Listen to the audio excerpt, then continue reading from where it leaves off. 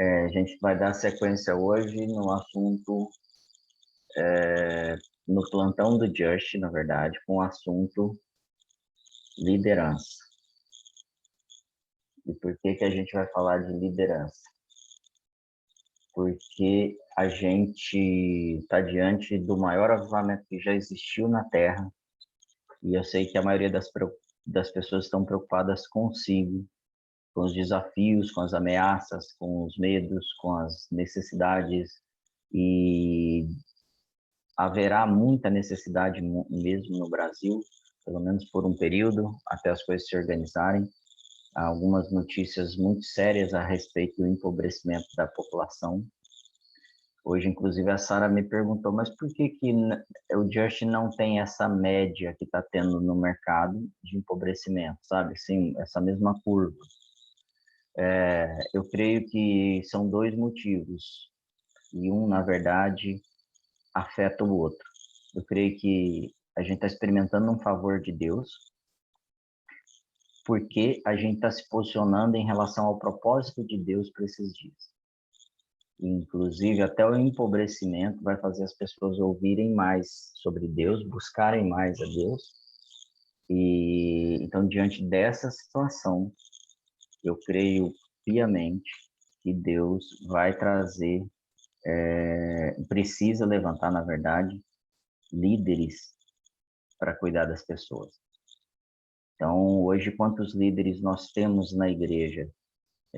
Líderes já preparados para qualquer situação, para um caso de saúde, um caso de divórcio, um caso de suicídio, um caso de perda na família de um ente querido, um caso de desemprego, de organização administrativa, financeira, de carreira, criação de filhos.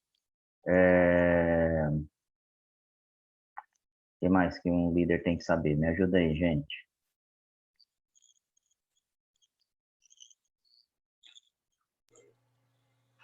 Educação financeira, educação escolar,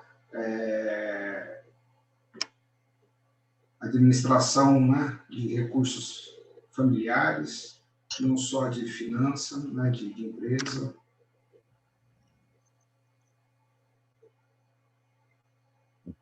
Tem mais alguma coisa que vocês lembram, gente? Que um líder tem que saber? Saúde. Saúde. O que mais?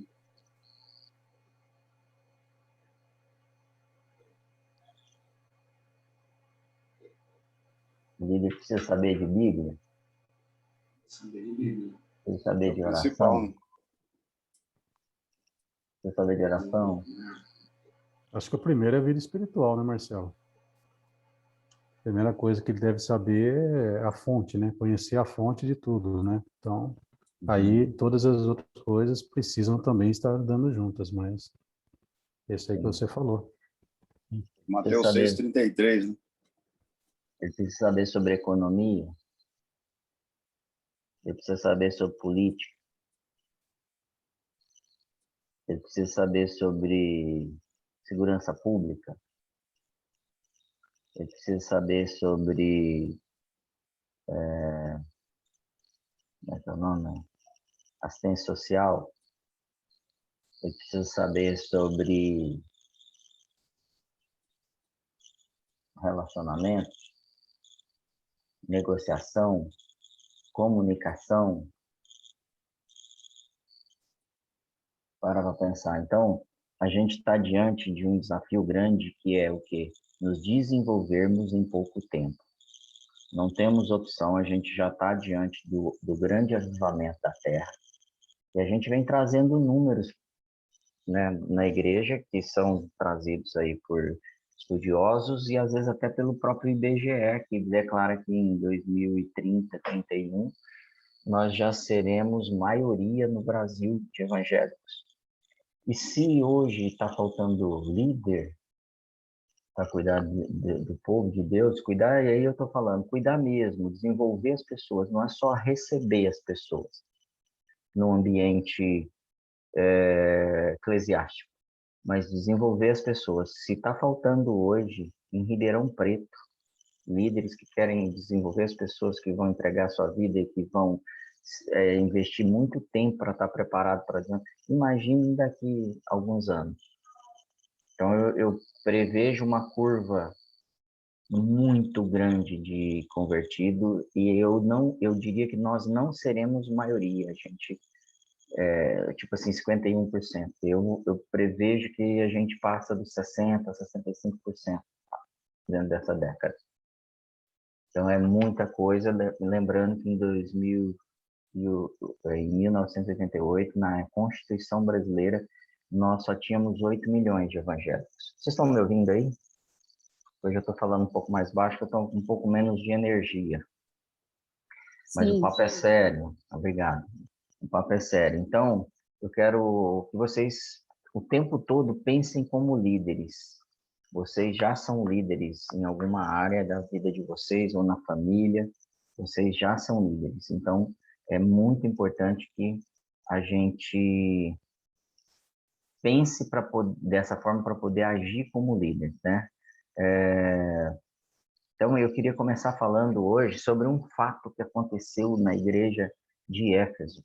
Houve uma revolta na época de Paulo em Éfeso, porque os comerciantes, as pessoas que comercializavam prata, ficaram revoltados pelo impacto que Paulo estava causando na economia.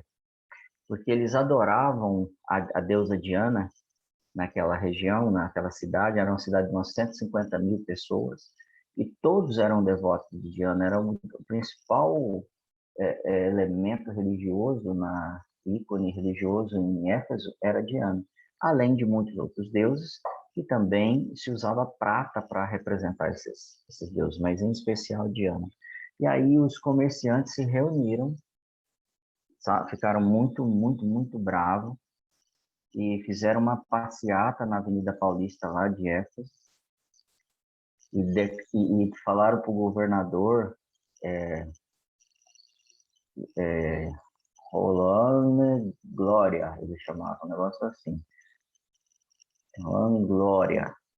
E esse governador, Rolando Glória, lá, decretou um lockdown no estado lá de Éfeso, na cidade, e a cidade ficou bloqueada e não podia mais ter culto.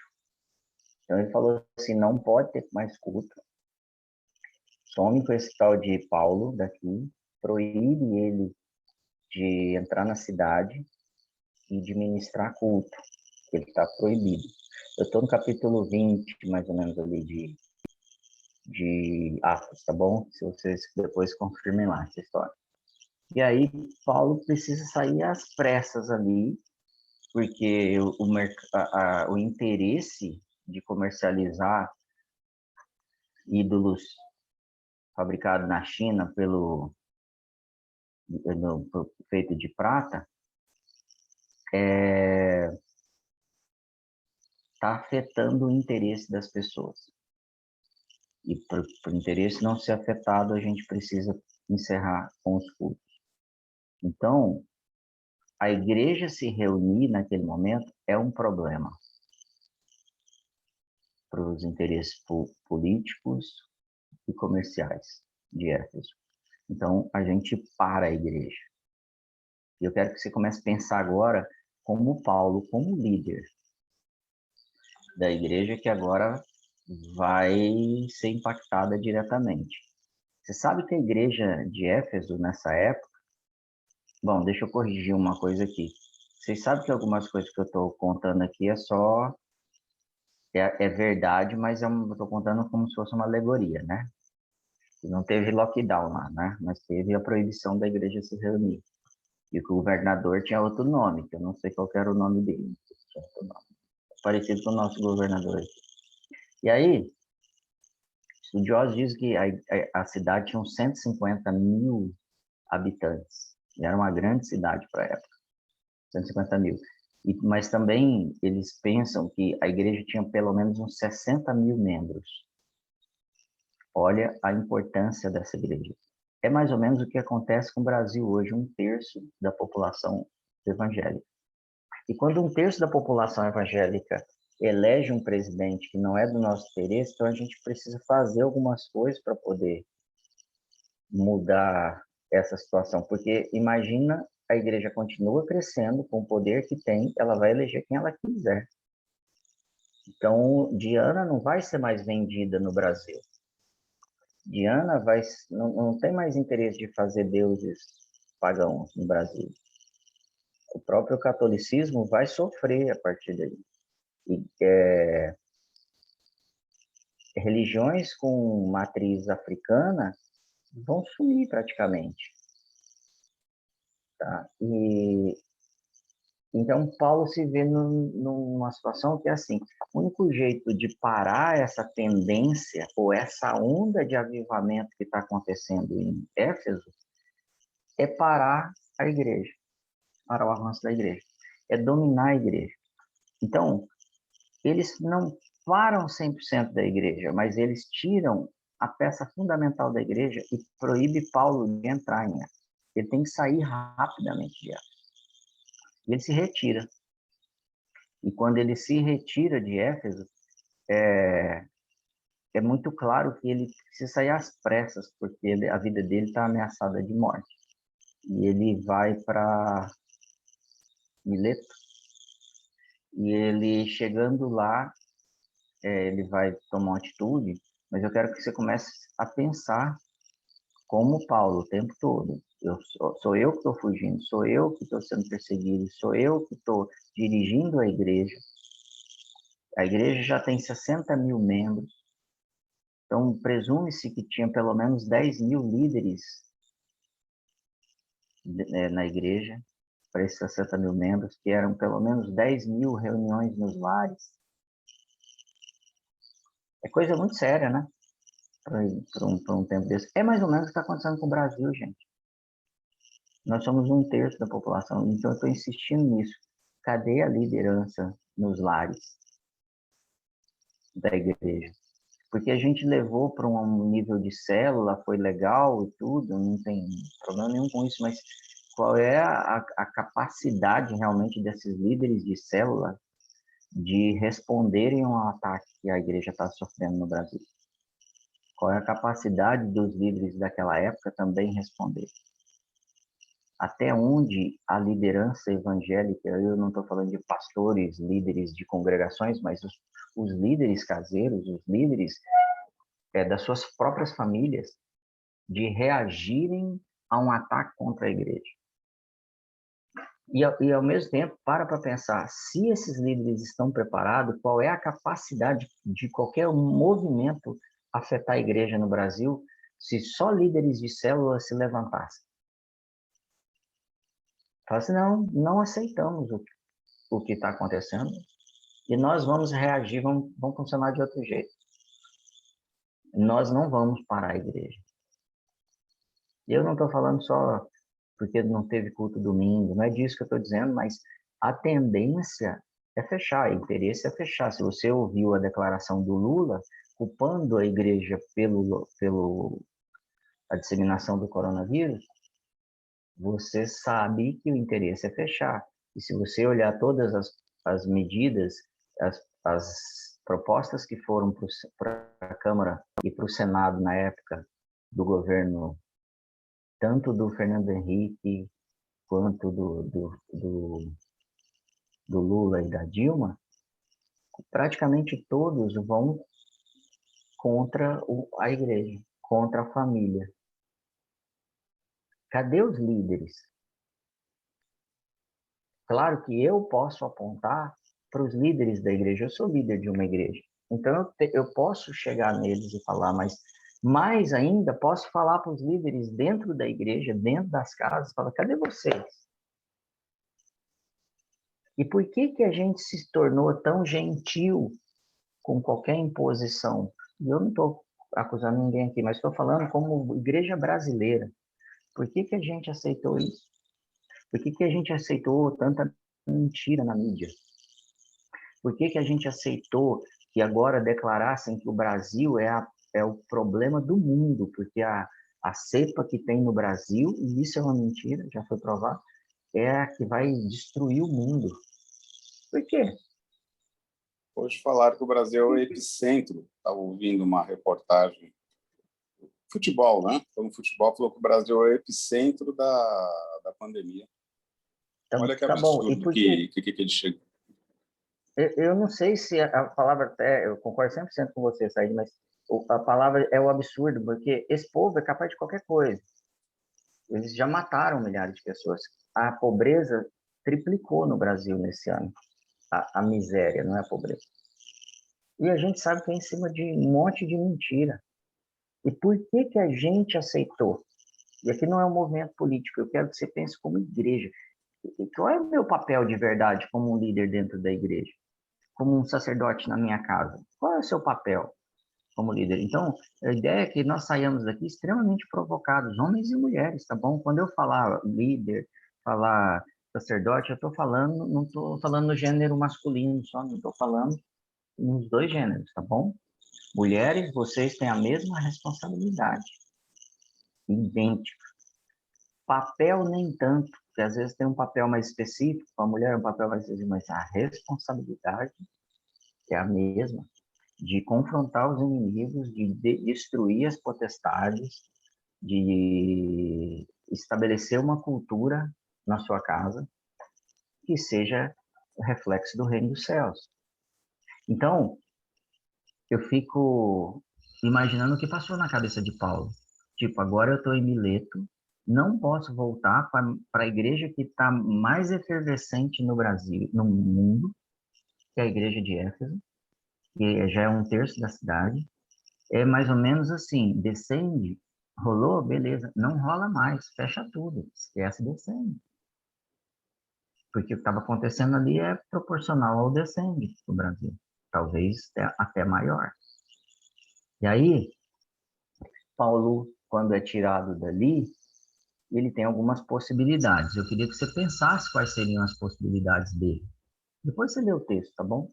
Quais seriam as possibilidades de Paulo? Ele poderia ir para o Twitter, escrever um monte de coisa, declarar que a igreja está perseguida, que não sei o que lá, que a gente é assim mesmo, que o diabo é ruim, que Jesus é bom. Essa é uma atitude que um monte de líder tem. E quando esse líder tem força, o Twitter te cancela. E você não vai mais escrever no Twitter. No mínimo, as suas considerações, suas postagens no Instagram, elas vão perder força. E vão chegar a 10% do que chegava antes. Então, esse é um caminho que a igreja está fazendo, é isso. Ela fica postando coisas. Ela está pensando que ela está sendo ouvida por outras. Não está, você está sendo ouvido só pelo seu grupinho. Pequena parte do seu grupinho. Estou exagerando? Quem conhece de redes sociais aí, pode contestar, pode me corrigir aí. Então, eu sei que é legal, é importante você se posicionar e deixar claro quem você é, principalmente para o seu grupo. Mas entenda que isso não tem efeito no avivamento. Então, Paulo não tuitou. Se tuitou, não tuitou com intenção de resolver o problema. Talvez só deixar como registro para a gente ali sobre o Twitter dele. E se fez, foi bloqueado e excluído rapidamente. Então, o que você faria? Você está em Mileto, a principal igreja, você não pode acessar ela. E por que tirar Paulo, gente? Com tanto líder que tinha lá.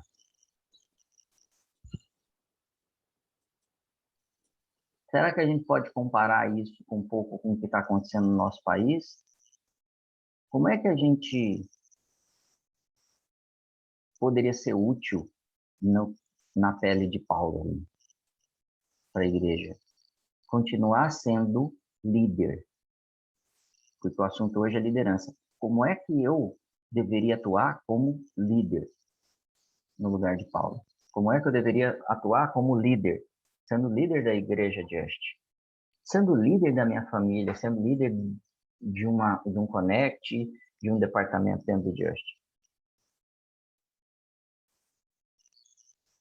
Então, o que está acontecendo nesse plantão aqui, agora, nesse momento, e por que a gente está tendo plantão, é uma resposta.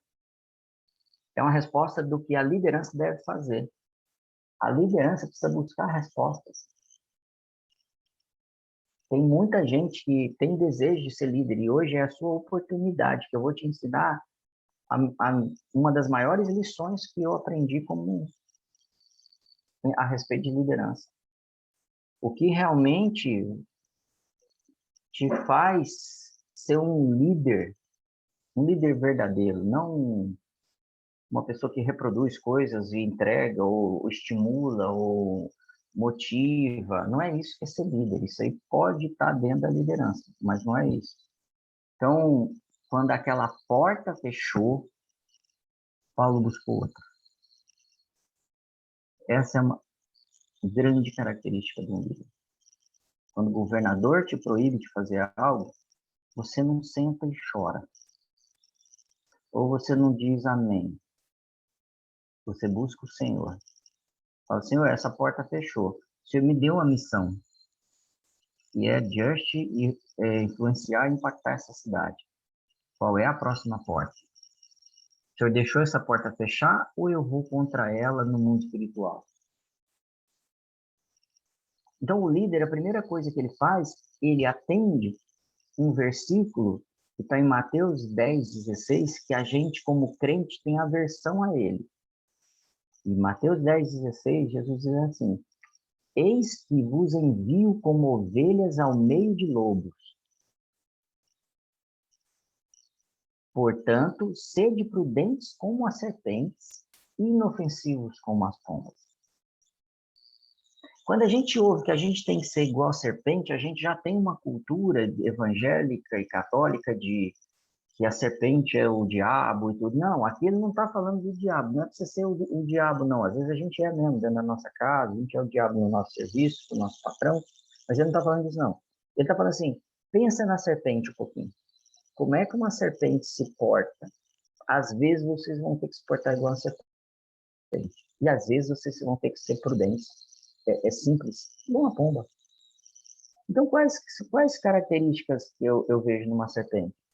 Isso aqui é um ensino e tanto. Jesus está ensinando, olha, eu vou ensinar vocês, vou enviar vocês no meio de lobo. Vocês são ovelhas, e eu estou enviando as minhas ovelhas para os lobos. Eu não tenho medo de enviar minhas ovelhas para os lobos, se vocês aprenderem essa lição. Agora, se vocês não aprenderem essa lição, vocês vão ser devorados. Mas a minha intenção não é que vocês não sejam devorados, e sim que vocês conquistem algo, porque vocês vão ser ovelhas com comportamento de serpente. Então, a confiança de Jesus é tão grande na gente e no plano dele, que ele está falando, eu estou enviando vocês por meio de lobos. Vocês não têm que ter medo do João Glória. Vocês não têm que ter medo do Bolsonaro. Vocês não têm que ter medo do Trump, do Joe Biden. Aliás, esse aí já está a carta fora do baralho. Então, aonde a gente está mesmo como líder hoje, gente? Tá tenso aí? Estou vendo umas carinhas tensas, outros com medo, outros estão escondendo. Assim. Tá tenso aí? Dá um oi aí para mim, fala alguma coisa. Não, tá. Tá ótimo. Posso prosseguir? Tô tenso não. Só estou prestando atenção, estou vendo nem coruja aqui. Então, o que uma serpente faz? Para pensar na atitude. Ninguém é especialista, eu acho, em serpente, muito menos eu. Mas uma serpente, ela sabe camuflar. E Jesus se camuflou várias vezes. Jesus procurou muitas vezes passar desapercebido. Jesus muitas vezes saiu do lugar, sumiu no meio deles. Jesus muitas vezes falou, não manifestem, não falem nada. Fica quieto. Uma serpente sabe ficar quietinha no lugar dela, ser discreta. Mas uma serpente também sabe se posicionar na hora que ela é ameaçada. E ela vai reagir de tal forma que o inimigo ou o perseguidor dela vai dar um passo para trás. Não é assim quando a serpente reage? Então, ela sabe se posicionar e ela ataca. A grande ameaça de uma serpente é o ataque dela. Por isso que quem vai pegar uma serpente, ele tem todo o aparato, cuidado, porque ele vai ser atacado. Porque apesar da gente ser simples como uma pomba, gentil, humilde, e aí isso tem a ver com a pergunta que o Renato fez na reunião de ontem à noite. Cada texto, cada ensino de Jesus é para um momento. E nós estamos vivendo um momento de guerra, de tomada de território. Então, eu preciso saber que a gente está sendo atacado como líder. Eu preciso saber disso. Eu preciso saber que pode ser que nesse momento acabe a camuflagem e eu preciso defender, atacando. Agora, para atacar, uma igreja precisa atacar com sabedoria, direção de Deus. Então, ela não ataca simplesmente vomitando no Twitter. Ela ataca com sabedoria, ela usa argumentos sábios. Então, quando Pedro falava, e ele era iletrado, ele falava assim, como é que esse cara pode estar falando isso se ele é iletrado? Falava como sábio. Então, quando eu respondo para alguém, quando eu falo de política, eu tenho que ter certeza do que eu estou falando. E eu tenho que ser sábio. Para isso, eu preciso ser humilde e me submeter ao ensino. Para isso, eu preciso ser treinado como líder. E quando eu penso que tinha lá 10 mil líderes, esse número ele é hipotético, ok? Mas é aproximado de uma verdade. Quando eu penso que Paulo tinha 10 mil líderes em Éfeso, eu penso que eram 10 mil caras sendo treinados. Porque aquela igreja estava bagunçando a cidade, a cultura da cidade, o mercado está sendo mudado. A cultura religiosa e de negócio está sendo afetada por causa do que Paulo está ensinando nesses casos. Então, se eu sou um líder dentro de uma igreja e estou entendendo que a instituição maior, igreja, está sendo atacada, eu preciso estar pronto para me posicionar, eu preciso me preocupar. E isso é uma palavra direta para todos vocês. E se você é um líder de ministério, muito mais você precisa estar informado. Eu acho legal pessoas confrontarem a igreja, dizendo a igreja não tem que se envolver nisso ou naquilo. Isso é tão insano quanto você entregar as ovelhas de verdade para todo mundo. Ó, pode levar, porque eu não sei nem o que está acontecendo. É muito mais fácil, que é eu estabelecer um nível de ignorância para defender a igreja.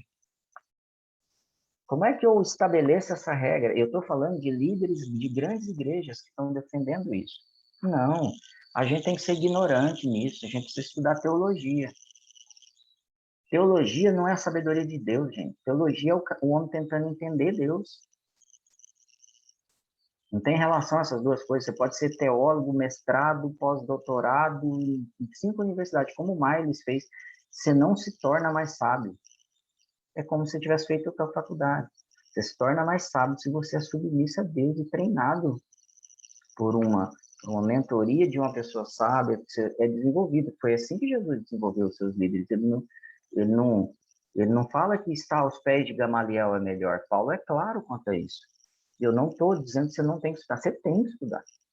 Mas o que vai te tornar sábio é o desenvolvimento dentro da vida espiritual. Amém? Então, o que Paulo está fazendo a partir de agora? Ele vai para Mileto e ele convoca os líderes da igreja para ir para lá. Fala, galera, eu não posso ir para aí, estou proibido. A porta fechou. Sabe o que eu poderia fazer? Volto para Jerusalém, vou para Creta, vou passear, sei lá, nas ilhas ali da Grécia. Não, eu vou agora trazer vocês para cá, porque eu preciso. Eu saí daí sem me despedir, eu saí daí sem orientar vocês como cuidar da igreja, porque a gente estava em processo de desenvolvimento. eu saí daí sem dar as últimas instruções, eu saí daí sem estabelecer alguns acordos, culturas. É assim que eu imagino Paulo saindo. Tirado de repente.